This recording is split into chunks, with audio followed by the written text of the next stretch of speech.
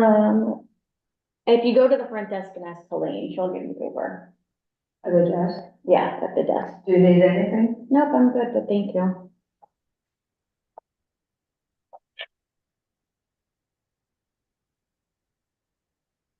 One minute, I'll chat you that you're live when you're live. Okay.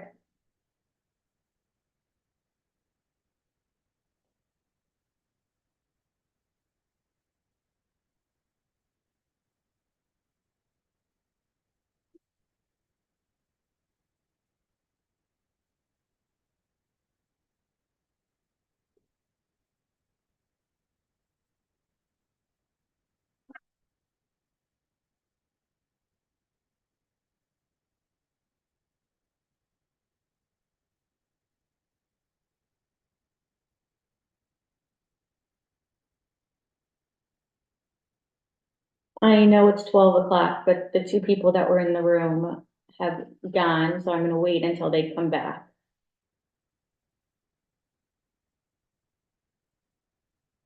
That's my current plan. Hope everybody's having a good day so far. We're gonna wait until Sue gets back to start. Yeah, it's weird. Maybe it's unpromoted now. They're always relatively low attended. And I know that we were supposed to have one last week. I unfortunately had laryngitis, so I could not talk. But I'm happy to be here for Lunch and Learn today with whomever is on the other side. We'll wait another minute or so. Yeah. Anyway, so I work, but I like to schedule things, and so noon on Tuesday is A good thing. lunch and learn. And we also have people that join via the streaming service, which is good. It's weird, like, what's going on? But it's not a holiday, not getting ready for a holiday.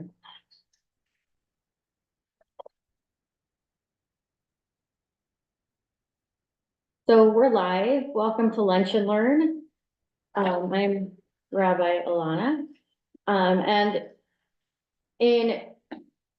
oh, hi, Hello. Hey, welcome. Yeah, how are you today? Good, how are you? Good. Glad we're having you. Yes, I had laryngitis last week, so I couldn't teach, but I'm very happy to be here. And I'm gonna start by offering just a moment for everybody to think, when they think about Israel, what do they envision? And just think to yourself, we have a small but mighty group here in the Beit Midrash, and for those of you who are streaming online, think about Israel and what specific things do you envision?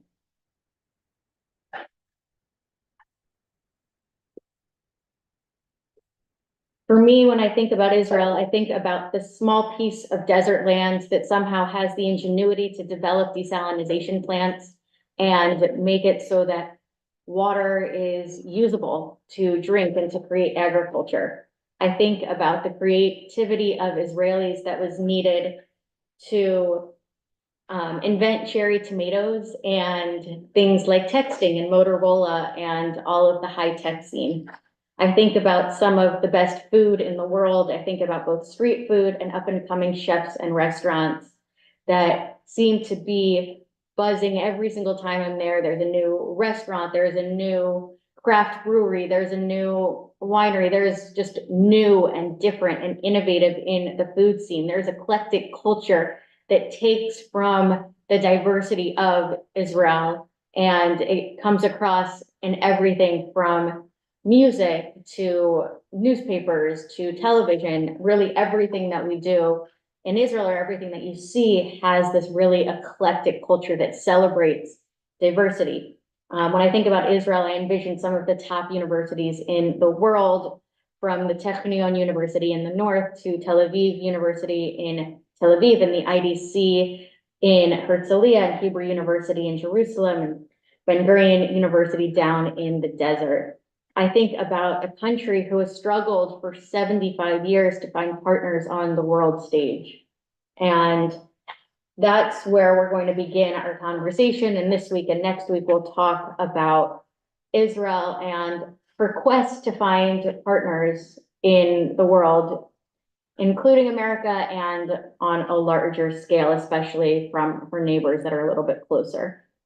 In September of 2020, leaders across the Middle East signed the Abraham Accords, which was a landmark agreement that normalized diplomatic relations between Israel and the United Arab Emirates and Bahrain. And then later there was a renewal in ties with Morocco. The Abraham Accords have been a game changer, providing new opportunities in the Middle East for direct flights, for people-to-people exchanges, for business partnerships, and for government agreements. And all of this has led to investment and growth in the Middle East regions. The amount of partnership that you see both in terms of people-to-people and government-to-government is really astounding. And this hadn't happened until 2020. So that meant that there were 72 years of Israel's existence where she didn't have partners in her neighbors in a way that was sustainable. And we'll talk a little bit about what the difference is between these diplomatic relations and how Israel has related to some of her other neighbors, that perhaps there were peace agreements with, like Egypt, but in 2020, it really went above and beyond. And then in June of 2023, I was honored to travel to the United Arab Emirates and Bahrain as part of a rabbinic delegation. And the sole purpose of our mission was to celebrate the Abraham Accords. Because they were signed during COVID, there wasn't a lot of opportunity to celebrate this landmark in global relations. And so we were among the first Jews as a cohort to go from the United States to the Emirates and Bahrain and then to Israel to celebrate this relationship and what it meant for as Jews and as somebody who is pro-Israel. And this in and of itself is crazy.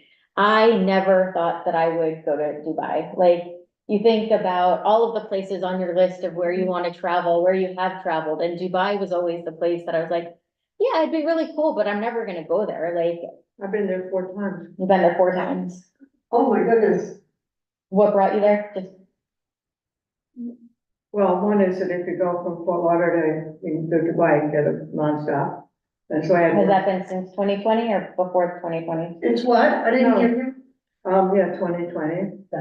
And then, I could go to Israel, I could go to Nepal. It was a good, But only in the last 4 years. right. Right.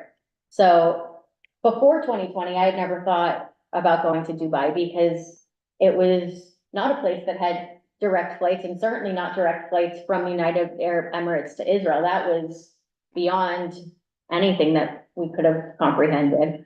And then to go where the primary purpose of my time was to celebrate my Judaism and to celebrate and highlight what unwavering support to the state of Israel looked like, both as a Jew, as a Jewish leader, and as a Zionist, was quite frankly mind-blowing.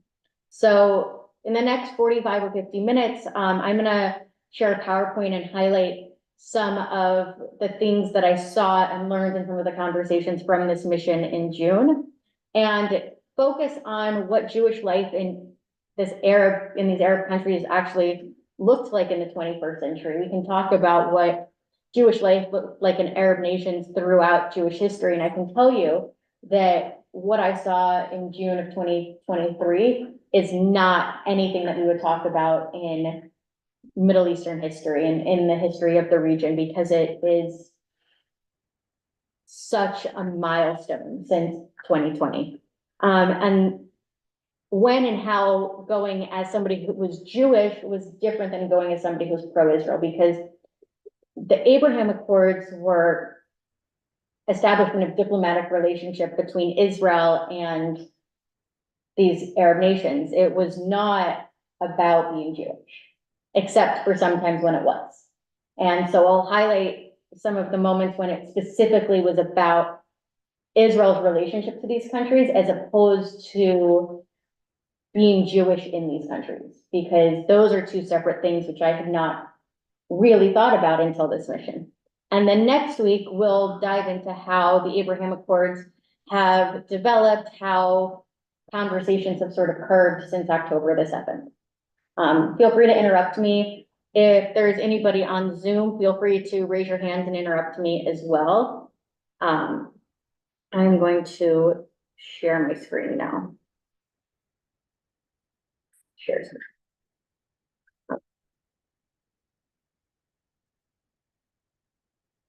Slideshow from beginning. And if I go like this, can you still see? Okay. So, oh no, you can only see. How many days was your trip? So my trip was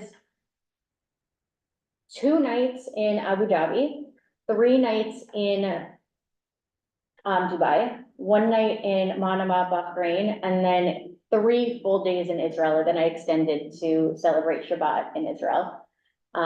Rabbi Dan's going to Israel next week, and he's going from like Sunday to Friday morning. And to me, there was something almost painful about the idea of going to Israel and not getting to spend the Shabbat. So I was really lucky that I was able to extend through Shabbat and spend time in Israel. So I went with a group called the Zionist Rabbinic Coalition, which is a nationwide group of rabbis that come together. And this was a group that was founded, I'd say 3-4 years ago, with the purpose of having space to have these Zionist conversations, especially in an interdenominational way. So I went with 10 other people. There were 11 rabbis on this mission, and there were 5, I want to say there were 4 Reform, 5 Conservative, and 1 Orthodox. So it was a really good span of age and denomination in a way that enabled us to have the conversation as Jews. It wasn't having the conversation as Reform Jews. It was having the conversation as Jews who live in America, who have an unwavering support to Israel and who want to celebrate what it means that for the first time in her existence, Israel has a warm relationship with some of her neighbors. And so one of the things that we saw and we felt in this statement, it was a glimmer of hope and unity in the Middle East. And as a reminder, in June 2023, this was obviously before the war began, and this was in a time when the state of Israel was like 7 months into their protests over the government and judicial reform. So there was a lot of divisiveness in Israel and amongst Jews. And yet we found a way to come together around this shared value and the shared celebration of what it means to be partners in peace and partners in continuity and in growth, and in really dreaming about what Israel can look like 75 years from now, 100 years from now, and the role of the United Arab Emirates and Bahrain and Morocco and America. So here's just a map. We flew for a very long time, and Israel is here. Iran is to the east, and then basically due south is the United Arab Emirates. When we went to Bahrain, which is not on the map, oh, it is, it's on the map here. They were like, if you take a boat for, 26 kilometers, you'll get to Saudi Arabia. And we were like, cool, we really, really don't want to do that. But if you look right here where my mouse cursor is, it is approximately 1 mouse cursor on this particular map between Bahrain and Saudi Arabia. There was a bridge. We could see the bridge. And so to think about where we were in the world, like in Israel, we know that we're not always surrounded by friendly neighbors, but then to go to the United Arab Emirates and be surrounded by Iran, Saudi Arabia, and Oman was completely different. Just to think about where we were sitting, and that being on the airplane, I don't have a picture in the slideshow of just seeing what the desert landscape was. And I remember I was with one of my colleagues who spent time as a chaplain reservist, and he went to Qatar, and he's like, oh yeah, that's Qatar over there. And like, I was over there, like, but he was in army fatigues when he went. and to go in Wow. Western clothes to the United Arab Emirates. And of course, we were cognizant, especially the women, of how we were dressed, but to be able to go in Western clothes and to celebrate being Westerners in the United Arab Emirates and specifically Jews was remarkable. Can I ask another question? Of course, Were you accompanied by armed guards we or were, people that had, weapons? no, No. we had, our, what I lovingly call our cruise director, his name was Adam Sharon, he works for the embassy, the Emirati embassy in DC, and he traveled with us to the Emirates, but we only had a guard, like a security guard with us for parts of it, but not for, it was very much like, and there were a lot of moments when we went out and we like walked around, it wasn't a time of feeling scared. So, okay, so this is just a brief timeline. So in August 2020 was the announcement of the Abraham Accord and the diplomatic partnership between Israel and the United Arab Emirates, brokered by the United States. And then in September, we had the announcement with Bahrain. And then 4 days later was the signing at the White House. And then we had the signing where Sudan and then Morocco joined into the Abraham Accords. And from the onset, what the Abraham Accords sought to do was to establish warm peace, that these diplomatic relations was not like the cold peace between Israel and Egypt, but rather that it was going to start with the government, it was going to start with these global leaders, but it was going to trickle down.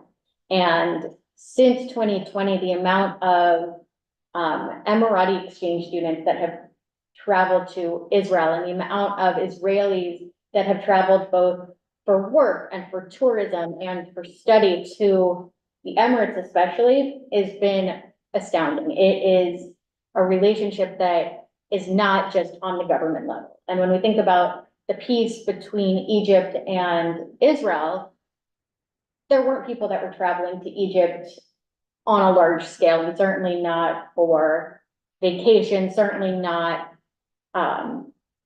to the level that Israelis feel comfortable and safe traveling to Dubai now. And the Emirates have a lot of money, obviously, and so one of the things that was a common trope was with these resources and with some of the infrastructure that's in Israel, there's a lot of opportunity for partnership. And Dubai and Abu Dhabi are really rapidly growing cities, and they're rapidly growing in terms of infrastructure and in terms of what is going into that infrastructure. And similarly, Israel's a really young state. So we have this old established country, and we have this new country that both have similar goals of growing. And so starting in 2020, there was really a thought of let's grow together, because it's better to be partners than to be doing these things in silos. And to really encourage it being a warm peace where individuals were working together. So Abu Dhabi, we were there from June 21st to June 23rd. Our first stop that was like official was to the Abrahamic family house.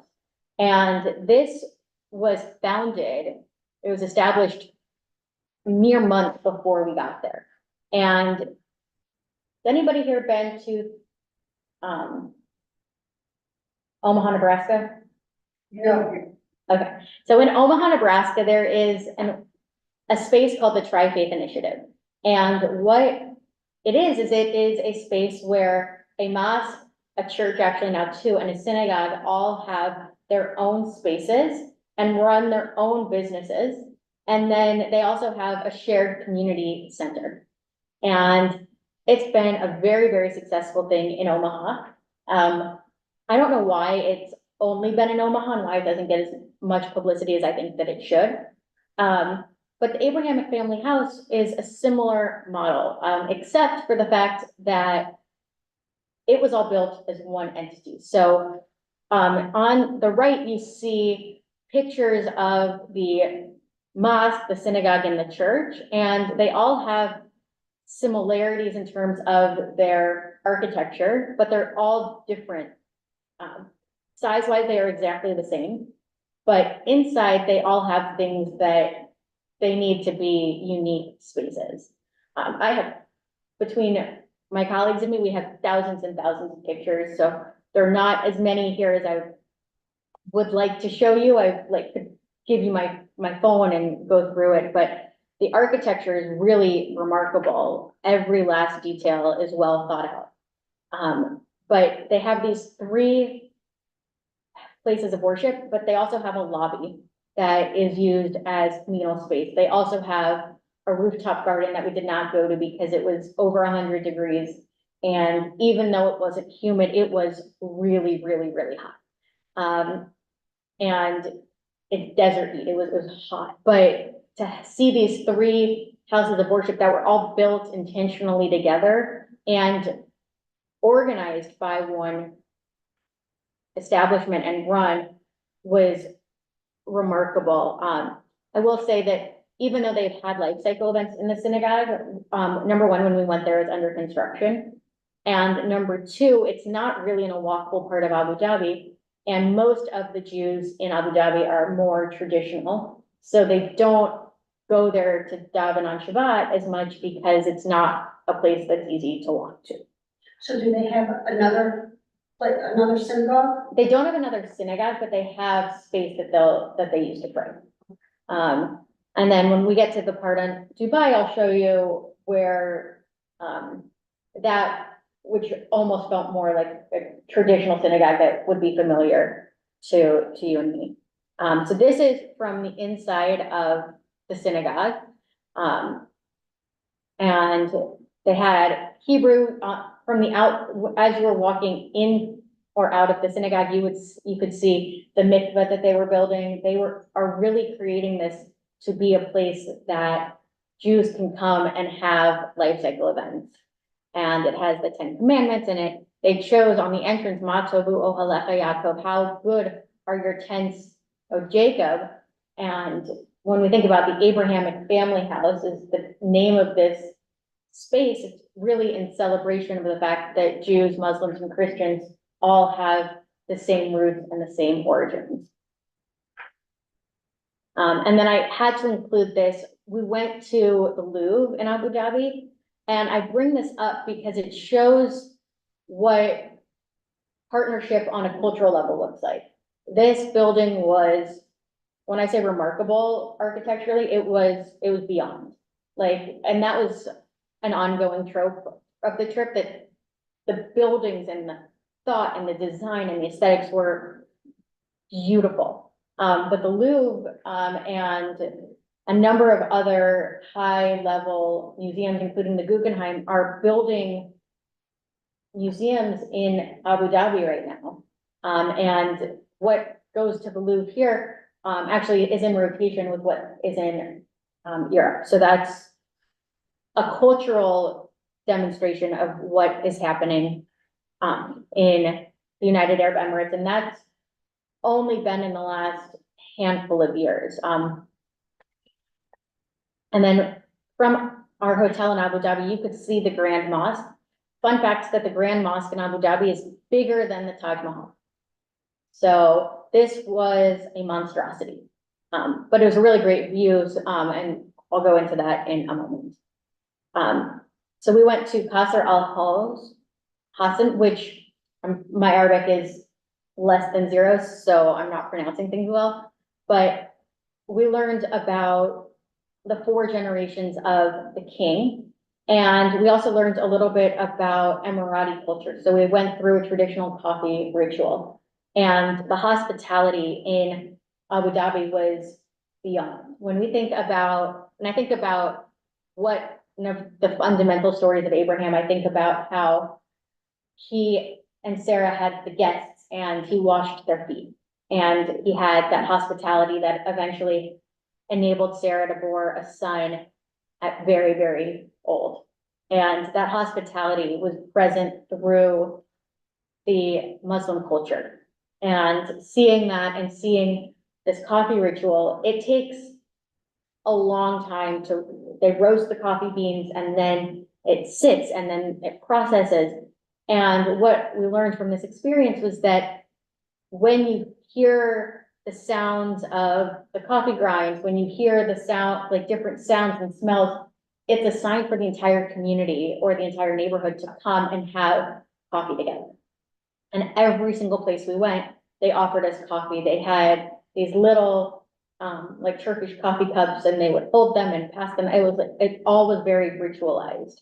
And I think it's an important thing thinking about the relationship between Jews and Muslims, and in that growth, that the values start at the same place. They start with Abraham. They start with this hospitality. And then we went to the Menara Center, which is a regional center for coexistence, and we met with Dr. Ali Al-Nuami, and he was one of the most powerful people that we met with. He founded this organization in March of 2023 and named it Menara, like menorah, as a source of light, to be a source of light in the region. And it created a historic partnership between the United Arab Emirates, their government, and the ADL, the Anti-Defamation League.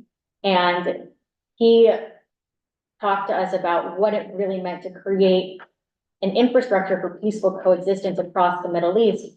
And as somebody who sat at the table in developing the Abraham Accords, he was able to tell us what it meant in his own words, which was really that this should not be a place for hate, but we should really think about what connects us rather than what divides us. And for so long, Israel and her neighbors had been focused on what divided them, thinking about what Israel and her Arab nations having that peace was challenging because of the Israel-Palestinian conflict. And when the United Arab Emirates said, we're actually going to put that aside because this is a much larger conversation and it's in everybody's best interest to foster peace and coexistence, we have to do it in the right way. And so Dr. Al-Nuami started to tell us what that meant and what that could look like. So some of his, yes. In this country or in the countries you visited, are there different sects of Muslim beliefs that obviously are more receptive to peaceful coexistence? So, yes, so the Emirates are a Sunni nation and it's run by the king. And what's really important to note is that there's no freedom of speech in the Emirates. And one of the things that we learned is, I'll get to this a little bit later on, is that it's actually illegal to say something negative about someone else's faith. One of the people that we met with, the Minister of Tolerance, and when I get to him in a few slides, I'll tell you the story again, but it is against the law to say things against other people's religion, which is fascinating on one hand, and on the other hand, this, I think, is a really important reminder that the Abraham Accords were about Israel and her neighbors. When we think about what the goal of Israel is in the war since October 7th, Israel's goal is to defend her right to exist. Hamas's primary goal is to destroy the state of Israel. So those are conflicting goals, and there can't be peace when one side says that we need to actually destroy the other. And so Jews are part of that, and one of the things that I've learned and I've heard from a number of people is if Hamas, God forbid, is successful in destroying the state of Israel, then they'll move on to global Jewry. But when we think about building these bridges of trust and cooperation, it's both between the Jews, who are a very, very small minority in the Arab nation and the Emirates, and to be able to have these conversations that are really creating a new generation of how people interact with one another. Because this is 2020 was the first time that the UAE said, we're going to put aside the Israeli-Palestinian conflict, which had been their narrative for a long time. Like, that needs to get sorted out before we'll entertain a peaceful relationship between Israel and the Arab world. And actually, we're going to focus on that because that's actually more sustainable and more reachable than finding and establishing peace between the Israelis and the Palestinians. So since you went, I don't know how much contact you've had or, read anything, but have they made any statements of objection about what happened or things in support of Israel publicly? So Any of these countries or particularly this, Manara? So I'm gonna get into all of that next week, Okay. between what Dr. Al-Nawami has said on the record, between what the UAE is saying and how Bahrain is actually in a little bit different of a camp. So Okay. that's all next week, stay tuned. Okay.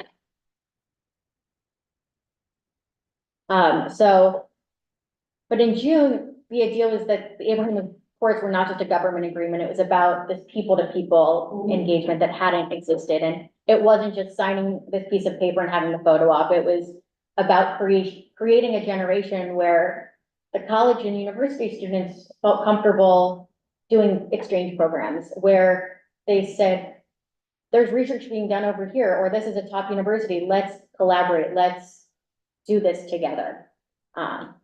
And one of the things that was commented on a number of times, but especially here, was that it had been referred to by current leaders as normalization agreements. And actually, it's not about normalizing it. It's about something deeper than that. Like normal sounds very hard, very bland.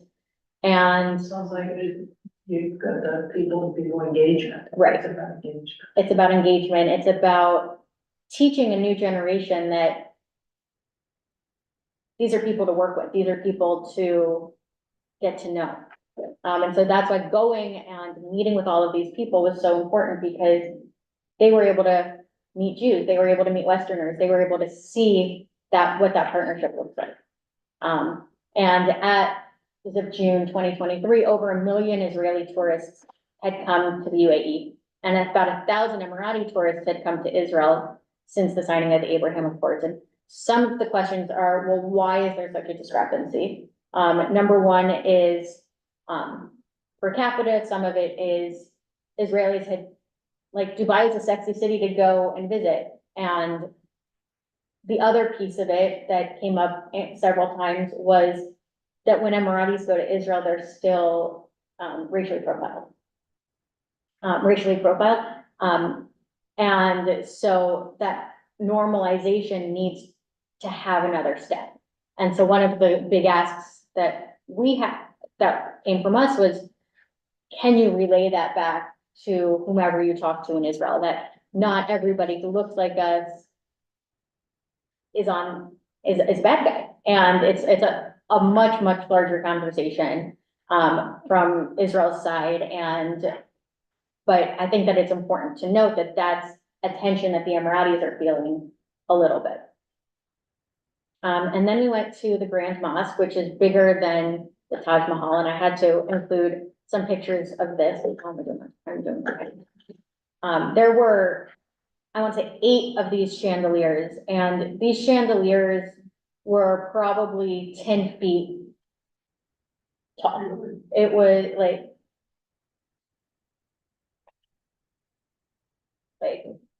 this was like 3 football lengths, to give some perspective. It was unlike anything that I had ever seen. And we were able to get up close into the mosque. And I can't remember how many people they told us came 5 times a day, but people go 5 times a day to pray here. And that much the more so during Ramadan and during their holiest times. This is a major center for Muslim prayer. And it was beautiful. Like we were in a place that it felt holy. Like you could feel God's presence. And this picture over here was all the way on the right, was inspired by milk and honey. And so those same tropes that we have in Judaism, they have here that inspires their grand house of worship. And from here, as our leader, Rabbi Stuart Weinblatt, was signing the guest book, you can see that how large the space is. I would say at least 3 football lanes, so like 300 yards just inside of where fit thousands and thousands of people praying at one time. And at the Mosque Center, we learned about religious tolerance, mutual respect, and this word coexistence kept coming up time and time again. And they have really leaned into culture and tourism because it is a way to diversify their economy from oil and gas, and it goes back to that people-to-people interaction. So it was a tourist center. We went and we had like a VIP tour, so they golf carted us underneath from the welcome center to the mosque. But this, like, imagine being at Arlington National Cemetery, like where you go and you have the check-in, and then you can go on this side, you can go that side, you can go over here, and then even though it's part of our history and it's such an important part of American memory, there's still a gift shop. Like, that's kind of what it felt like. So, nearly 4 football fields. So we also learned that religious Muslim men are not permitted to wear gold or silk in the mosque because it's considered immodest and ostentatious. There was a lot of conversation about modesty, and really everything that's done is done in deference to God. And the fact that they welcome people and they have 6.5 million people and they celebrate that, I think is a really, like, it's not just words, but it's actually actions. And then we went to the palace of Sheikh Nayan bin Mubarak. He was the minister of the state of for tolerance. And we kind of joked as a group, like, you know, this is the king's like second cousin who couldn't get a job. So they made up this job. He was the very first person to take on the ministry of tolerance. But, you know, he told us the story very proudly of how somebody dissed publicly a woman's Christianity, and he's sitting in jail for 5 years. Because it is so against the law to be to speak against other religions. And what I thought was especially remarkable about this was I asked, okay, so like, how far does tolerance go? And I was trying to ask some pretty pointed questions in a very respectful way. And he said that, you know, I'm going to paraphrase, Big Brother is watching. It is a very, we left this meeting feeling a little bit scared about how much the government watches and sees. And there are strict laws, like we have freedom of speech and freedom of expression. He's like, this is a Muslim country. Do I have, oh, here we go. I forgot about this. So Sunni Islam is the official religion of the UAE, which means that Sharia law is the foundation. And it only applies to divorce and marriage and inheritance for Muslim families. So people of other religions are not subjected to that. And if you're Jewish, you can have a Jewish wedding. The only religion related laws that apply to everybody, is that it's illegal to insult or defame another religion. However, because it is Sharia law, I was trying to ask about relationships and marriages that were not cis hetero marriages. And he said, listen, actually, it was not at this meeting, it was at the Grand Mosque. We asked this because our tour guide was a little bit younger and some of my colleagues said no filter. And we learned that hand holding is legal and you can't get in trouble for that. And kissing somebody of the same sex is illegal publicly. And with regards to trans folks in the Emirates, you have to use the bathroom that you were assigned that belonged to where you were signed up. However, I will say that the bathrooms, you would go, regardless of where you were, like whether it was a small place or a big place like the mosque or even this meeting room in the palace, all of the stalls went from floor to ceiling because there is a great focus on modesty as part of the religion, whether it's how you are clothed or how you speak or how you act, everything goes back to the modesty. And so what our young tour guide said with regards to this was that, you know, you follow the law, but there's more and more that's happening that is, I think, reflective of where the rest of the world is in that space. You know, it's interesting, it reminded me, so I was in the ladies' room and the women were all wearing, but then in order to wash up or whatever, and I was saying, can I see, you know, I figured I'm a woman, and underneath, heavily made up, beautifully dressed women under these black, Oh, yeah, so absolutely. I was like, And not all, and how women were dressed, whether they're in black or in other colors, goes back to different levels of religiosity in the Emirates. And so some people were dressed in Western clothes. The men who wore white, that's like their tradition, that's like wearing a suit. So if I go back here, most people that we saw were dressed head to toe, and most men were dressed head to toe in white. And that's the equivalent of wearing a suit there. It also was really, really hot, so they have figured out how to do this right. I was talking to a lot of my male colleagues who were dying in the suits and the ties, and they were like, can we do this? Can we do this for the high holidays? Can we do this, like, can we bring this back to Judaism? And then we went to the AJC, and as somebody who was based in Florida with, where Representative Deutsch is, and he obviously is now the CEO of the AJC, that was really cool. And so we met with Ambassador Mark Sievers, who is the director of the AJC in Abu Dhabi, and his wife Huda, and their son Sam, who is like 17 and applying to American colleges. Mark Sievers is from not Ohio, but he's a Midwesterner, I believe.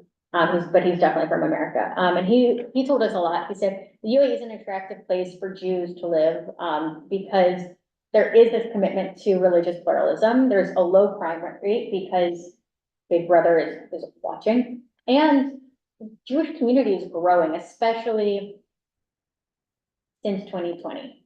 The men in our group, we were told, like, you can wear a kippah out in public. Like, they felt totally comfortable not wearing a hat.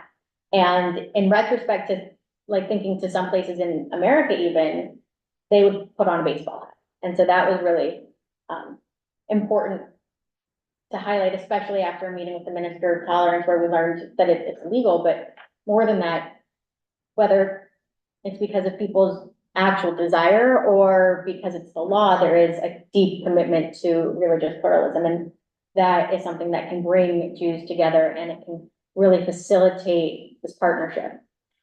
And then we went and met with a Chabad rabbi named Levi Duchman and his wife,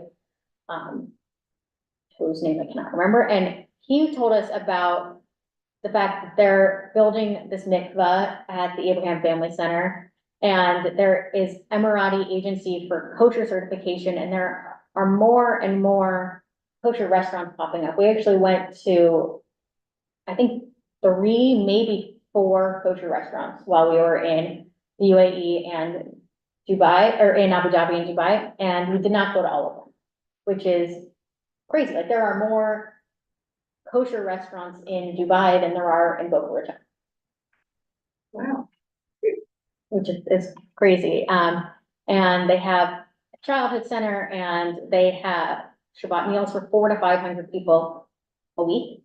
They work with cemetery and facilitating Jewish burial, and they are currently working with the government to ensure that Jewish weddings are recognized.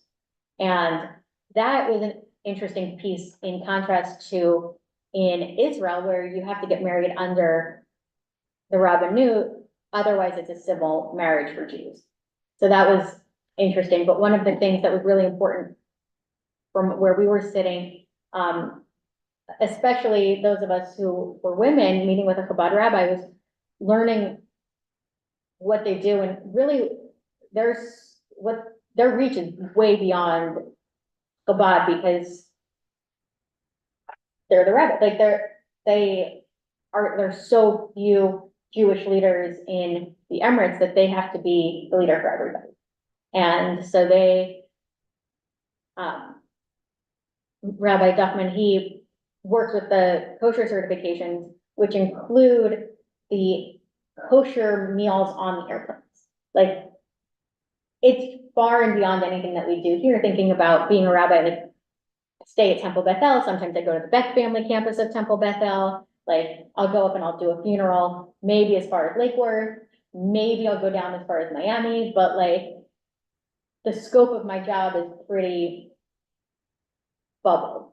But thinking about Chabad rabbis who get sent out to the world, like, I think that Rabbi Duffin was like, I never thought that I would be, in conversation with an airline to make sure that meals were kosher. Like, it's crazy. And to be a part of the infrastructure's growth really shows how this partnership and the desire to have religious coexistence isn't just lip service from the king. It is something that people are doing. It takes a lot of people power to have this kind of growth just in 10 years. Is he the only rabbi? He is not the only rabbi.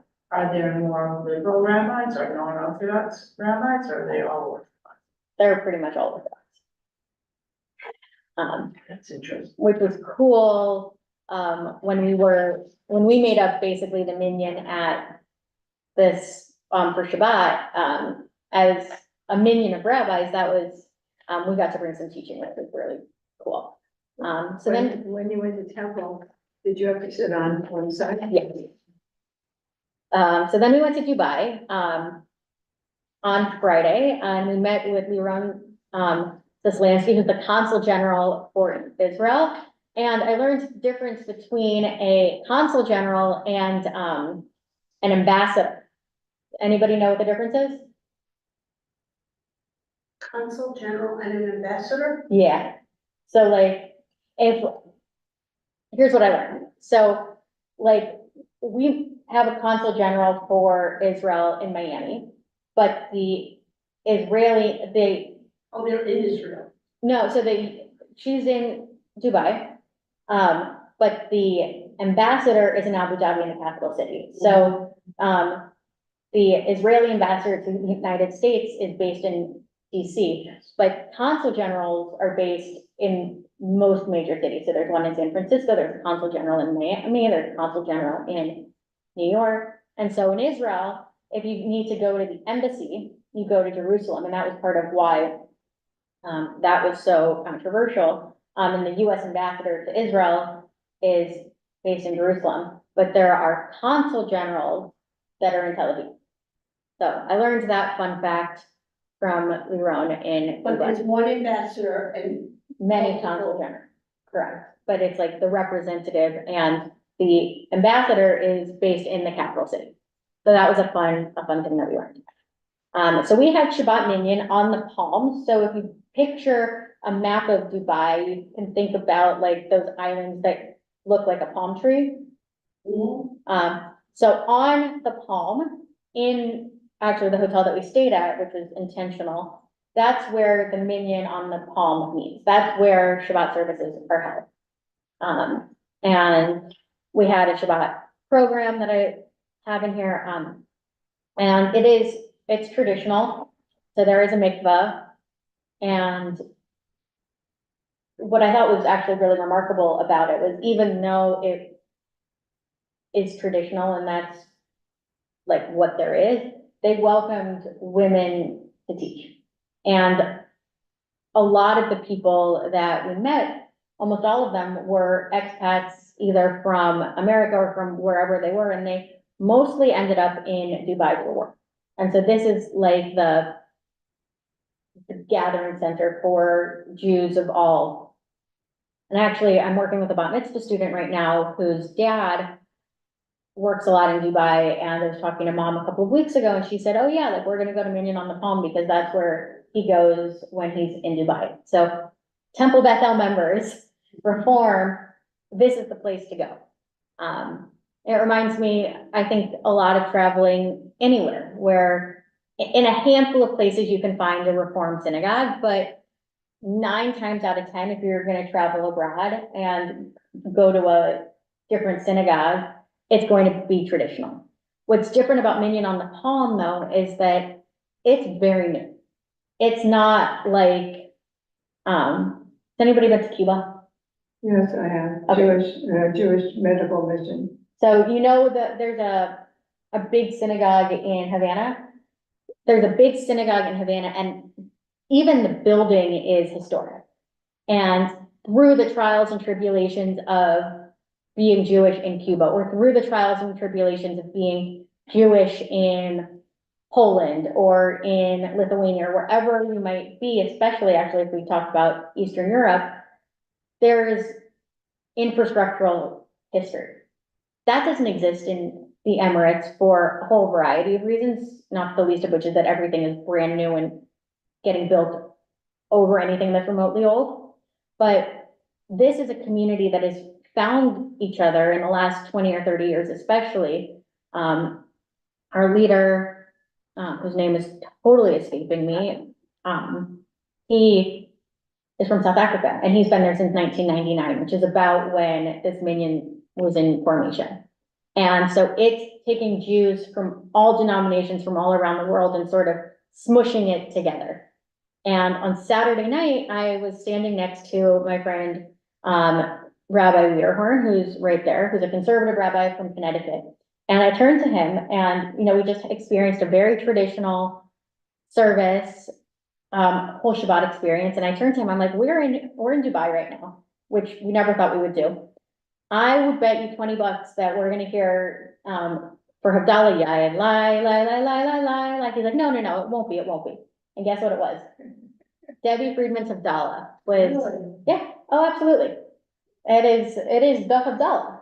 So even from all of the different cultures and communities that come together, there's that taste of home. So even after sitting on the women's side of the Mechitza all Shabbat, which is my least favorite way to pray, and does not feel like home, it doesn't feel welcoming to me. By the end, you're like, oh, okay, like, we're all kind of the same.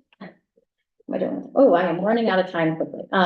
So a couple of memorable quotes, was, I want my tombstone to read, loves Israel unconditionally. And that was really one of the big takeaways from Shabbat, was from all of these different walks of life, from all of these different countries, Jews found each other to make this minyan and to build together. And especially having the consul general for Israel, which was not a job that had existed 3 years before, we got to celebrate a love of Israel in Dubai and have that unconditional, unwavering support and celebrate Havdalah in unity when we knew that our brothers and sisters just a few thousand miles away were protesting on the streets. And that was challenging in some ways, but really was a glimmer of hope in others.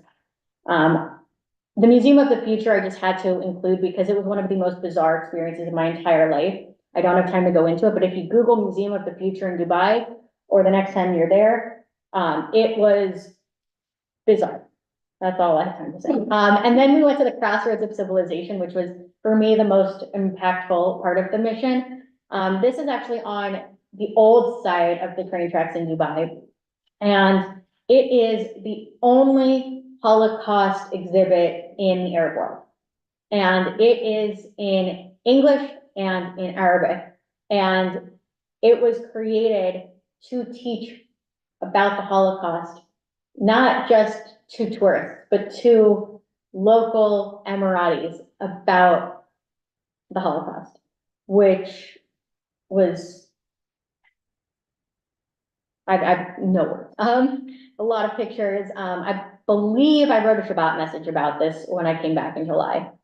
But this, to me, was, I think, the epitome of what it meant to really be in a space that not just honored coexistence, but celebrated the history and wanted to be part of Holocaust remembrance and saying, we're not gonna forget this, and this is even more so why it's important to come together.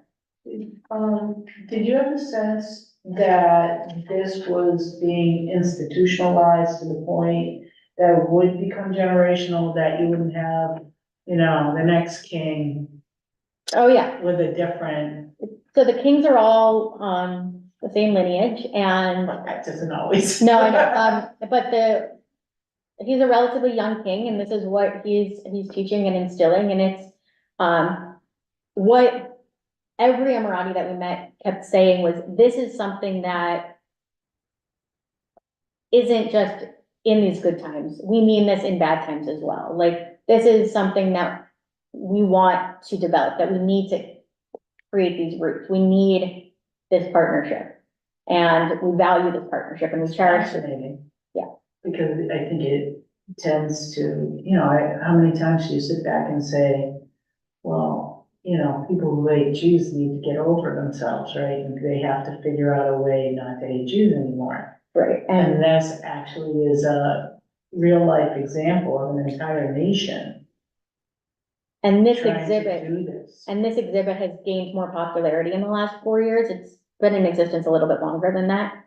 But, in this situation, with Ahmad al-Mansouri, it was about teaching about the connection between the Abraham Accords being between Israel and the United Arab Emirates, being just as much about these two countries as it is about these two religions. Yeah. And that is really important. And to have those two things be one and the same and separate in both was pretty remarkable. There was this, a mural of two cousins meeting up, sharing, the Arabic coffee together, sort of reminding us what the goal is, what the hope is.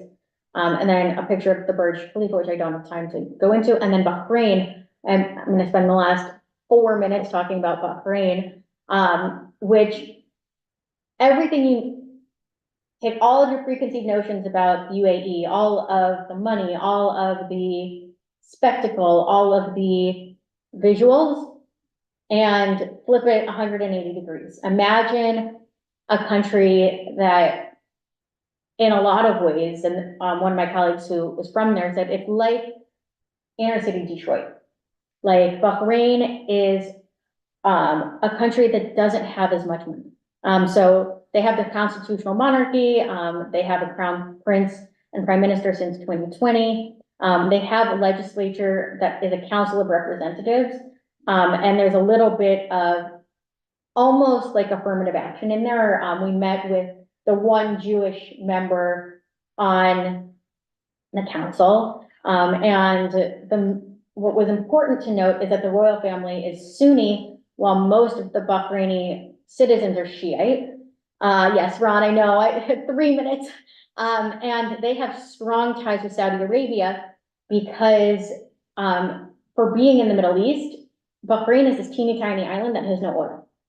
And so they are very reliant on their neighbors 26 kilometers away in Saudi Arabia for oil and for money. And so that creates a tension in terms of their relationship with Israel, especially because Saudi Arabia has not signed on to the Abraham Accord, and Saudi Arabia thinks that when, or if they do, it won't be part of the Abraham Accords, it'll need to be something bigger because Saudi Arabia and the United Arab Emirates are in competition of which country is bigger. And we met with, Sheikh Khalifa at the Global Center for Peaceful Coexistence, which I could go into, and Nancy Kaduri, who's the Jewish member of the Parliament's Shura Council. So she's an Orthodox Jew. And what I want to end with, and then we went to the synagogue in Manama. This is where I want to get. So Jared Kushner in 2020 brought this Torah scroll to Bahrain. There are fewer than 50 Jews in Bahrain. because the people that are of child rearing age, they leave Bahrain to raise their family elsewhere, if they want to be Jewish. Nancy, who is the Jewish representative, did not go to, the Israeli embassy, or to the Israeli embassy for pro-Israel things. Because being Jewish and being pro-Israel are two very separate, distinct things in Bahrain. So when we met with the Israeli ambassador to Bahrain, he's like, my relationship in Bahrain and my role is really to teach Bahrainis and to teach Israel that this partnership is not about the Jews in Bahrain. The Jews in Bahrain are really a dying people. Because they're moving, and our tour guide, whose name I can't tell you, he can't read Hebrew. So this Torah scroll that I read from, it felt like it had never been opened before. We were there, it was a Monday, and I said, it would be such a shame if we don't read the Torah. I'm like, I know that it's an afternoon service and you're not supposed to read Torah, but let's read it because we're here. And it felt very, very, very much like if we didn't read Torah and have an afternoon prayer service, that this synagogue in Manama would turn into a museum, similar to the synagogues in Poland or in Lithuania that have a little plaque outside that said, this once was a house of worship for Jews. And so when we were in Manama for 24 hours, it was just as important to go in to read Torah and to bring life and breathe life into this synagogue as it was to meet with Eitan Naeh, who's the Israeli ambassador to Bahrain, and to learn about the continued partnership between Bahrain and Israel. And next week, we'll talk about post October 7th, how Bahrain has reacted and the relationship between Israel and Bahrain and how that is different from the relationship between Israel and the United Arab Emirates. I know I talked really fast. This is great, Thank you. so great. So there's a lot more to say, but I'm glad that I was able to share about this, and in the context, especially since October 7th, to be able to talk about the Abraham Accords as a Jewish experience and as a political issue, as Jews and as Americans, I think is really helpful. And I hope that the pictures provided some aid as well. So with that, I wish you all a good week, and I will see you hopefully next Tuesday. This was